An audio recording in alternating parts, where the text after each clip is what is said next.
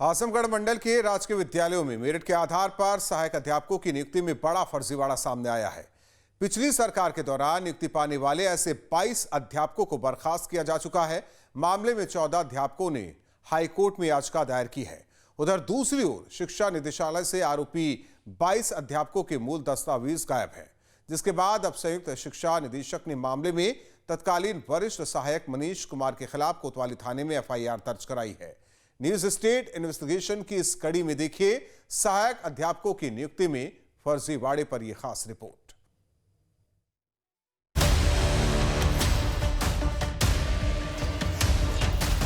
UP में पिछली सरकार के दौरान भर्ती में किस तरह फर्जीवाड़े का खेल खेला गया, उसकी जांच अब तक चल रही है। आजमगढ़ मंडल में भी कुछ ऐसा ही हुआ, जहां सहायक अध्यापकों की भर्ती में जमकर धांधली की गई। कई सालों तक चली विभागीय जांच के बाद इसी साल अगस्त में ऐसे 22 सहायक अध्यापकों की सेवा समाप्त कर दी गई। उनसे वेतन रिकवरी और उनके खिलाफ एफआईआर दर्ज करने का आदेश दिया गया, पर सिस्टम में बैठे अधिकारियों ने इसमें भी खेल कर दिया। जिन दस्तावेजों को कूट रचित बताकर उनकी सेवा समाप्त की गई, उनकी मूल प्रति ही शिक्षा निदेशालय से गायब कर दी गई, जिसके बाद शिक्षा निदेशालय ने अपने ही अधिकारी के खिलाफ पुलिस में केस दर्ज कराया है। न्यूज स्टेट इन्वेस्टिगेशन में बड़ा खुलासा, सहायक अध्यापकों की नियुक्ति में फर्जीवाड़ा, कूट रचित दस्तावेजों से अध्यापकों की नियुक्ति, अध्यापकों पर गिरी गाज, पकड़े जाएंगे जालसाज। जांच में अब नया पेच, गायब हुए मूल दस्तावेज। न्यूज स्टेट इन्वेस्टिगेशन में आज हम आपको दिखाने जा रहे हैं कि किस तरीके से आजमगढ़ मंडल के राजकीय विद्यालयों में 22 फर्जी तरीके से अभिलेख लगाकर शिक्षक नौकरी कर रहे थे। 2016 में ये नियुक्तियां हुई और लगभग 10 साल बाद जांच के उपरांत इन्हें शासन ने निलंबित किया। देखिए ये पूरी रिपोर्ट। आजमगढ़ में ये तस्वीर संयुक्त शिक्षक निदेशक कार्यालय की है। यही वो दफ्तर है जहां से फर्जीवाड़े की न सिर्फ साजिश रची गई, बल्कि तत्कालीन जिम्मेदारों की वजह से पूरा विभाग ही सवालों के घेरे में आ गया है। पूरी खबर दिखाएंगे, पहले जान लेते हैं कि मामला क्या है। मामला साल 2015-16 में सहायक अध्यापकों की भर्ती से जुड़ा है। 2014 में शिक्षा निदेशक कार्यालय से भर्ती का विज्ञापन निकला। 340 पदों पर सहायक अध्यापक की नियुक्तियां निकाली गई, जिनमें से 2015-16 में 252 शिक्षकों की नियुक्तियां हुई। मंडल स्तर पर जांच में 22 अभ्यर्थियों के दस्तावेज फर्जी मिले। शासन के निर्देश पर ऐसे सभी अध्यापकों की सेवा समाप्त कर दी गई। शासन ने उनसे वेतन रिकवरी और उनके खिलाफ एफआईआर के निर्देश दिए। इनमें 14 अध्यापकों ने आदेश के खिलाफ हाई कोर्ट में याचिका दायर की। यहाँ तक तो फिर भी सब ठीक था। मामला कोर्ट में जाने के बाद फर्जीवाड़े के इस पूरे खेल में शिक्षा विभाग की भूमिका ही सवालों में आ गई। याचिका पर सुनवाई के लिए विभाग ने तैयारी शुरू की तो चौंकाने वाली बात सामने आई, क्योंकि जिन कूट रचित और फर्जी दस्तावेजों के आधार पर अध्यापकों की सेवा समाप्त की गई थी, अब शिक्षा विभाग से वो दस्तावेज ही गायब मिले, जिसके बाद शिक्षा निदेशालय के संयुक्त निदेशक ने तत्कालीन वरिष्ठ सहायक मनीष कुमार के खिलाफ कोतवाली थाने में एफआईआर दर्ज कराई है। दरअसल ये पूरा मामला राजकीय माध्यमिक विद्यालय के 22 सहायक शिक्षकों की नियुक्तियों से जुड़ा हुआ है।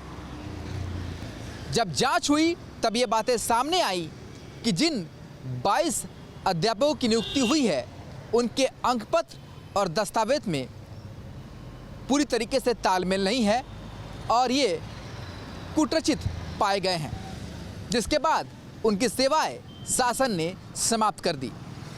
पर यह गड़बड़ी दरअसल जेडी ऑफिस के अधिकारियों के मिली भगत से हुई। इस बात के सामने आने के बाद सहायक शिक्षा निदेशक की तहरीर पर आजमगढ़ कोतवाली में मुकदमा भी दर्ज करा दिया गया है और इसकी विवेचना जारी है। सवाल यह है कि संयुक्त शिक्षा निदेशक के कार्यालय से दस्तावेज गायब हुए तो शक की सुई वरिष्ठ सहायक पर ही क्यों गई? दरअसल मनीष कुमार ही ऐसे अधिकारी हैं जो 2014 से लेकर पूरा फर्जीवाड़ा सामने आने तक उसी दफ्तर में तैनात था। पहले एक बार सहायक अध्यापक की भर्ती की पूरी प्रक्रिया तारीख के हिसाब से समझ लेते हैं। रिपोर्ट के मुताबिक साल 2014 में शिक्षा निदेशक कार्यालय ने भर्ती का विज्ञापन निकाला। 15 सितंबर 2015 को चयनित अभ्यर्थियों की पहली सूची जारी हुई। 4 और 30 अगस्त 2016 को दूसरी सूची जारी की गई। 16 अक्टूबर 2016 को अभ्यर्थियों की तीसरी सूची जारी की गई। दूसरी और तीसरी सूची में अभ्यर्थियों के गुणांक में गड़बड़ी मिली। अभ्यर्थियों के गुणांक मदर सूची और चयन सूची में अलग अलग मिले, जिसके बाद विभागीय स्तर पर जांच की प्रक्रिया शुरू हुई। पुलिस में दर्ज कराई गई एफआईआर के मुताबिक पूरी चयन प्रक्रिया से लेकर आरोपी अध्यापकों के खिलाफ कार्रवाई तक संयुक्त शिक्षा निदेशक तो बदलते रहे, लेकिन आरोपी वरिष्ठ सहायक की तैनाती पूरी प्रक्रिया के दौरान उसी दफ्तर में रही। उसमें पहला नाम वरिष्ठ सहायक मनीष कुमार का है, जबकि दूसरा नाम सहायक के पद पर ही तैनात संजय कुमार सिंह का है। संजय कुमार सिंह की पिछले साल मौत हो चुकी है, जबकि मनीष कुमार विभाग में ही सेवा दे रहे हैं। रिपोर्ट के मुताबिक 2014 में जब विज्ञापन निकला था, उस वक्त संयुक्त शिक्षा निदेशक डॉक्टर उत्तम गुलाटी थे, जबकि वरिष्ठ सहायक मनीष कुमार थे। 2015 में प्रथम सूची निकली तो उस वक्त संयुक्त शिक्षा निदेशक अखिलेश पांडे थे, जबकि वरिष्ठ सहायक मनीष कुमार ही थे। 2016 में दूसरी सूची जारी हुई, तब संयुक्त शिक्षा निदेशक रामचेत थे, जबकि वरिष्ठ सहायक के तौर पर मनीष कुमार और संजय कुमार सिंह थे। 2016 में ही जब तीसरी सूची जारी हुई, तब संयुक्त निदेशक रामचेत थे, जबकि वरिष्ठ सहायक मनीष कुमार और संजय कुमार सिंह थे। यानी संयुक्त शिक्षा निदेशक बदलते रहे, जबकि वरिष्ठ सहायक के पद पर मनीष कुमार और संजय कुमार सिंह बरकरार रहे।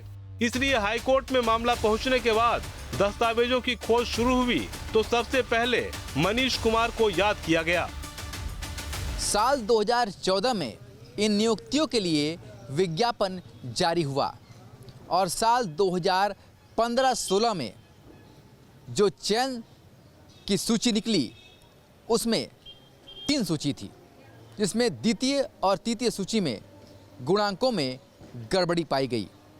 समीक्षा में यह भी सामने आया कि इस दौरान संयुक्त शिक्षा निदेशक तो बदले, पर कार्यालय प्रभारी वही रहे। ऐसे में जांच आगे बढ़ी तो पता चला कि जो मुख्य आवेदन पत्र हैं, उसके अभिलेख गायब हैं। पुलिस में दर्ज कराई गई एफआईआर में शिक्षा निदेशक कार्यालय में तैनात मौजूदा सहायक ने दावा किया कि उनकी नियुक्ति से पहले वरिष्ठ सहायक रहे मनीष कुमार ने उन्हें अभ्यर्थियों के मूल आवेदन, उनके साथ लगाए गए संलग्नक, तीनों चयन सूची की कट ऑफ मेरिट, तृतीय जांच सूची की cut off merit hand over करके नहीं गया था। मौजूदा संयुक्त शिक्षा निदेशक नवल किशोर ने अपनी तहरीर में तत्कालीन वरिष्ठ सहायक मनीष कुमार को फर्जीवाड़े में संलिप्त बताया। जेडी ने बताया कि साल 2015-16 में जब नियुक्तियों की 3 चयन सूचियां जारी हुई, तब जेडी पद पर अधिकारी बदलते रहे, लेकिन वरिष्ठ सहायक के पद पर मनीष कुमार और संजय सिंह लगातार बने रहे।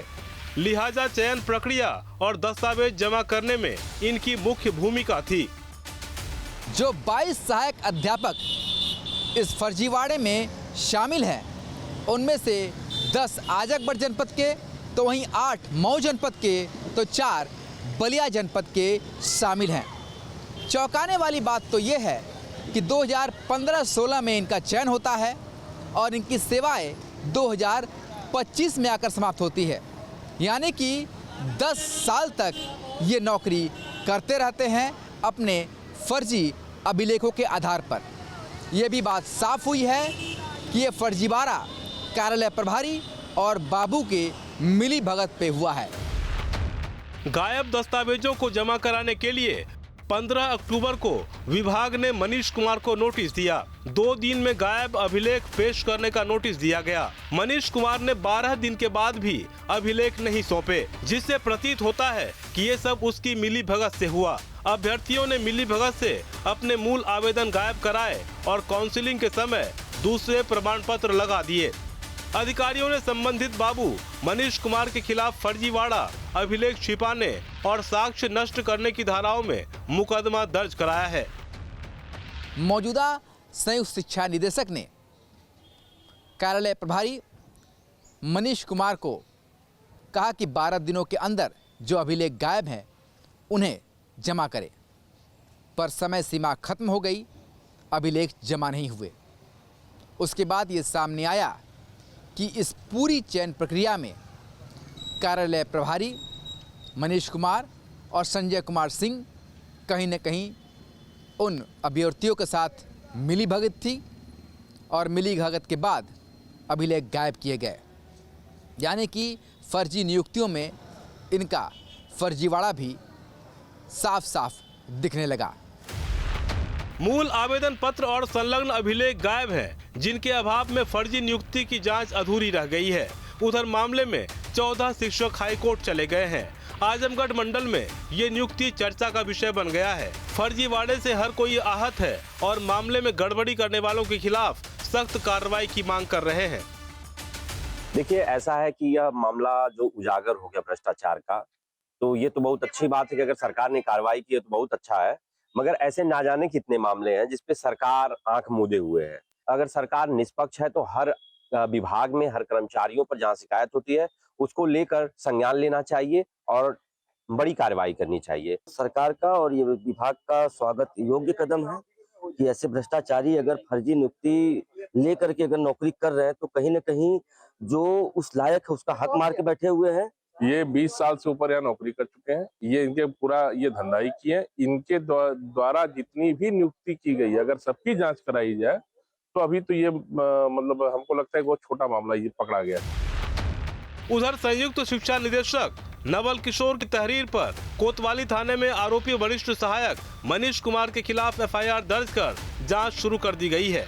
पुलिस ने बताया कि जो आरोप लगाए गए हैं उसके आधार पर पूरे मामले की विवेचना की जा रही है। दिनांक 27/10/2025 को थाना कोतवाली अंतर्गत वरिष्ठ संयुक्त शिक्षा निदेशक की तहरीर पर वरिष्ठ सहायक मनीष कुमार के ऊपर एक मुकदमा पंजीकृत किया गया है, जो विवेचना चल रही है। विवेचना के उपरांत विधिक कार्रवाई। पिछली सरकार के दौरान शिक्षकों की भर्ती हुई और करीब 10 साल की जांच प्रक्रिया के बाद आरोपी शिक्षकों के खिलाफ कार्रवाई की गई। पूरे आजमगढ़ में फर्जी दस्तावेजों से भर्ती का यह मामला सुर्खियों में है। इस बीच स्थानीय स्तर पर सियासी बयानबाजी का दौर भी जारी है। 2016 में समाजवादी पार्टी की सरकार में तत्कालीन अधिकारियों द्वारा कूट रचित दस्तावेजों के आड़ में किया गया था, जिस पर एक अधिकारी ने ही अधिकारी के खिलाफ एफआईआर कराया और आज के डेट में वो लोग जो है निलंबित हो गए हैं। यह सपा सरकार के जो कूट रचित कामों का जो भंडाफोड़ है, भारतीय जनता पार्टी की सरकार में ही संभव है कि वो हो पाएगा। भ्रष्टाचार हर विभाग में, अभी थाना कोतवाली हर विभाग उठा ले, शिक्षा विभाग तो एकदम मतलब बद से बदतर हो गया है। इस सरकार में शिक्षा विभाग बद से बदतर हो गया। हम तो कह नहीं सकते एक लोगों की कार्रवाई करने से एक लोगों से भ्रष्टाचार खत्म हो जाएगा। एक लोगों का कर दिए तो कोटा पूर्ति कर रहे हैं ये लोग। मनीष कुमार वर्तमान में जेडी कार्यालय आजमगढ़ में प्रशासनिक अधिकारी के पद पर कार्यरत हैं। पुलिस ने अब मनीष कुमार के खिलाफ एफआईआर दर्ज कर मामले की जांच शुरू कर दी है। इस बीच फर्जी नियुक्ति वाले 22 सहायक शिक्षक फिलहाल बर्खास्त हैं, जो इसके पीछे गुनहगार हैं। अब उन पर मुकदमा होने के बाद आगे की जांच शुरू हो चुकी है। मामला कोर्ट में भी विचाराधीन है। उम्मीद है जल्द ही नियुक्ति में फर्जीवाड़ा की साजिश रचने वाले बाकी चेहरे भी बेनकाब होंगे। जो जांच है वो जैसे जैसे गहराई में जा रही है, वैसे वैसे ये भी बात सामने आ रही है, इसमें कई लोग शामिल हैं। तो किस तरीके से इस फर्जीवाड़े को संगठित तौर पर पूरा किया गया और क्या इससे जुड़े कई और जो रहस्य हैं वो भी खुलेंगे, कई और तार कहीं और से भी जुड़े हो सकते हैं, इस पर भी पुलिस काम कर रही है। तो क्या आजमगढ़ मंडल के अलावा कई और मंडलों में भी इस तरह की फर्जी नियुक्तियां हुई हैं? पुलिस की निगाह इस पर भी है। तो जांच जैसे जैसे आगे बढ़ेगी वैसे वैसे इस पूरे खेल से पर्दा उठता जाएगा। अपने सहयोगी रवि सिंह के साथ वीडियो जर्नलिस्ट शिवम मिश्रा के साथ सुशांत मुखर्जी, न्यूज़ स्टेट आजमगढ़। बड़ी खबर कानपुर से। न्यूज स्टेट इन्वेस्टिगेशन की खबर का बड़ा असर। खबर चलने के बाद एक्शन में आए जिम्मेदार अधिकारी। ड्रग विभाग ने मामले में संज्ञान लिया। ड्रग इंस्पेक्टर रेखा सचान को हटाया गया। ड्रग विभाग ने 9 लोगों के खिलाफ दर्ज की एफआईआर। न्यूज स्टेट ने जिम्मेदारों से पूछे थे दमदार सवाल। तो खबर चलने के बाद एक्शन में आए जिम्मेदार अधिकारी। ड्रग विभाग ने मामले में संज्ञान लिया और इस मामले में एफआईआर दर्ज। वहीं जिम्मेदारों से न्यूज स्टेट ने दमदार सवाल किए। तो ड्रग विभाग ने 9 लोगों के खिलाफ दर्ज की एफआईआर आने वाले दिनों में और भी तेजी के साथ कार्रवाई की बात अधिकारी करते हुए नजर आ रहे हैं। इस मामले में ड्रग इंस्पेक्टर रेखा सचान को हटाया गया। तो कानपुर में नकली और नशीली दवाओं के नेटवर्क पर न्यूज स्टेट इन्वेस्टिगेशन का बड़ा असर हुआ है। सालों से सोया पड़ा ड्रग विभाग अब हरकत में आया है। मामले में संज्ञान लेने के बाद लगातार छापेमारी हो रही है। ड्रग इंस्पेक्टर रेखा सचान को हटाया गया है। 1.25 महीने के भीतर मामले में 9 एफआईआर दर्ज किए गए हैं। ज्ञान ब्रदर्स का 1 साल पुराना मामला भी अब कोर्ट भेज दिया गया है। आने वाले दिनों में और कार्रवाई की उम्मीद है। न्यूज स्टेट ने इन्वेस्टिगेशन में इस खबर को प्रमुखता से दिखाया था। अभी जो 20 तारीख को जो एफआईआर हुई है तो साइको एजेंसी है उसको एफआईआर कराएगी और मेडिसिनल हेल्थ केयर पर कराएगी। क्या इनको बात होती है कि भारी मात्रा में कोडीन वाला सिरप जो होता है उसको अवैध रूप से इनका विक्रय किया गया, जिनका सत्यापन नहीं हो पाया। तो उनका एनडीपीएस की धाराएं और डीएनएस की जो है मुकदमा दर्ज कराए कलेक्टर के थाने में। पिछले 1.25 महीने की बात की जाए तो कितनी कार्रवाइयां हुई है? 1.25 महीने में लगभग 9 लोगों के खिलाफ एफआईआर कराई गई है और 4 लोगों के लाइसेंस कैंसिल किए गए। विभागीय कार्रवाई जारी है और जो उजागर हुए उनसे कार्रवाई की गई।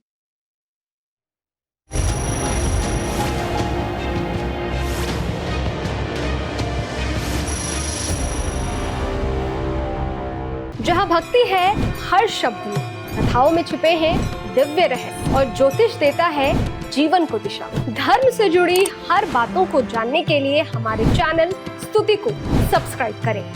चैनल पर जाने के लिए इस लिंक पर क्लिक करें।